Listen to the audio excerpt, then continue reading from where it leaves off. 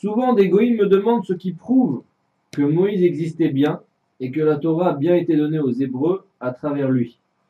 À part dire qu'ils étaient des millions lors du don de la Torah et que personne n'a contredit cette réalité, je ne sais pas quoi dire comme autre preuve. Bah, la preuve, elle est très simple. La preuve, elle est d'abord ce qu'il a dit, très important. C'est que la Torah, c'est la seule religion au monde.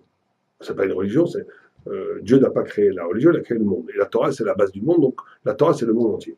Mais c'est en tous les cas la seule spirituelle qui ne passe pas par un individu. Toutes les autres religions, c'est toujours un prophète, soi-disant, qui est sur la montagne, dans le désert, près du lotus, on se révèle à lui.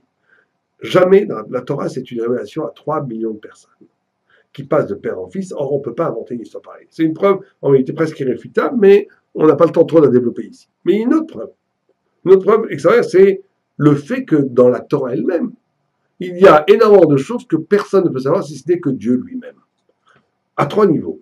Au niveau d'abord de la connaissance de l'être, connaissant par exemple que la seule animal qui a les sabots fendus et qui ne rumine pas, c'est le cochon, et que dans le monde entier, ça n'existe pas ça.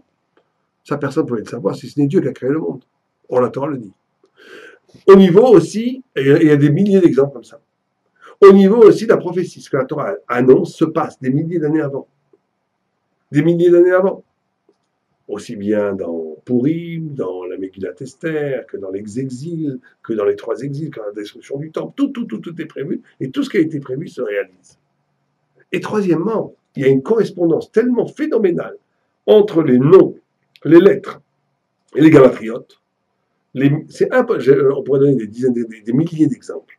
Mais il y a une correspondance tellement fantastique entre les lettres et la force numérique des lettres, et les mots, et les cordes. Quand on lit la Torah, pas dans le sens obvi du texte, narrative, mais on lit les correspondances de force des lettres, leur force numérique et leur correspondance de sens kabbalistique, on se rend compte qu'il faudrait 100 000 ordinateurs pour créer un tel système. Ce n'est pas un système qui peut être créé par un homme. C'est un système qui a été créé par Dieu. Or, ce système qui a été créé par Dieu, qui te dit que Moïse a reçu la Torah, ne ment pas, parce que Dieu n'a pas besoin de mentir. Donc, c'est une preuve absolue que Moïse a existé, que la Torah est vraie.